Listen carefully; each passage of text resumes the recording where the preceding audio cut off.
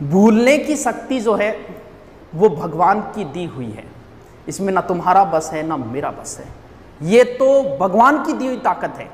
अगर आप किसी चीज़ को जल्दी भूलते हो इसका मतलब भगवान की कृपा दृष्टि आपके ऊपर ज़्यादा है। क्यों? क्योंकि ये चीज़ जो है वो भगवान ने दी है कि आप ज़िंदगी सुख से गुजार सको, इसीलिए भूलने की शक्ति आपको दी गई है। जो जितनी जल्दी किसी बात को भूलता है वो उतनी ही अच्छी लाइफ जीता है ज़िंदगी में। भगवान को थोड़ी पता था कि थोड़े दिनों बाद ये रीट की तैयारी करेंगे। उन्हें तो ज़िंदगी सुख से गुजारने के लिए देखा होगा कई बार जैसे किसी माँ के जवान बेटा मारा जाए, 10-12 दिन हालत रहती है, वो रोती रहती है, लेकिन 1 साल 2 साल 5 साल बाद वो सामान्य ज़िंदगी जीना शुरू कर देती। क्यों? क्योंकि वो उस चीज़ को धीरे धीरे भूल चुकी है। वो भगवान की दी हुई ताकत है, वो भूलेगी उसे एक दिन। क्यों? क्योंकि भूलने की ताकत भगवान, अगर वो उसी माहौल में रहेगी तो उस चीज़ को नहीं भूल पाएगी। अब जो कहते हैं ना, सोना बाबू ने खाना खाया क्या, या फिर पूछती है ना माँ मर जाऊंगी तेरे बिना, तो थोड़े दिनों बाद न्यूज़ आएगी 1 साल 2 साल 3 साल बाद कि दूसरा टाबर हुए ऑपरेशन। हर कोई भूलता है। ये भूलने की ताकत हमें भगवान की दी हुई है, तो भूलता हर कोई है, तो फिर कैसे याद करें? ऐसा कोई नहीं है कि एक बार पढ़ ले और उसे याद हो जाए। दुनिया में ऐसा कोई आदमी नहीं है। अगर आप ऐसा सोच रहे हो तो गलत सोच रहे हो, कोई नहीं है ऐसा। चलो मान लेते हैं जो टॉप रैंक में आया है उसका मतलब उसे पढ़ा हुआ याद रहता है पूरा का पूरा, यही है कि हाँ गुरु जी टॉप आएगा मतलब वो तो इंटेलिजेंट भी, तो 1/1 याद रहे।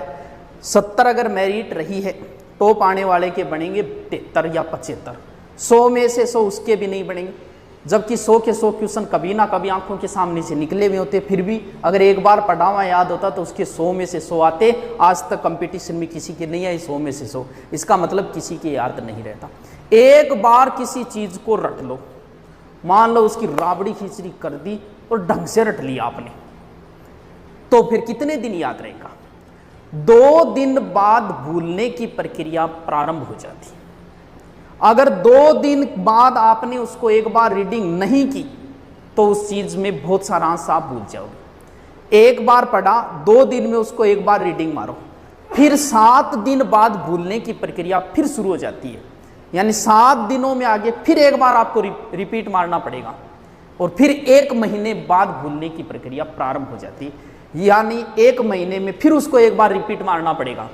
यानी 1 महीने में आपको 4 बार किसी चीज को पढ़नी पड़ेगी तो ही स्थायी है, वरना फिर भूलोगे। कन्फर्म है, भले जितना जचे उतना याद करके छोड़ देना। दुनिया में ऐसा कोई नहीं है जो एक बार पढ़ा और उसे एक साइड में रख दिया और उसे उम्र भर याद रहेगा, नहीं रहेगा।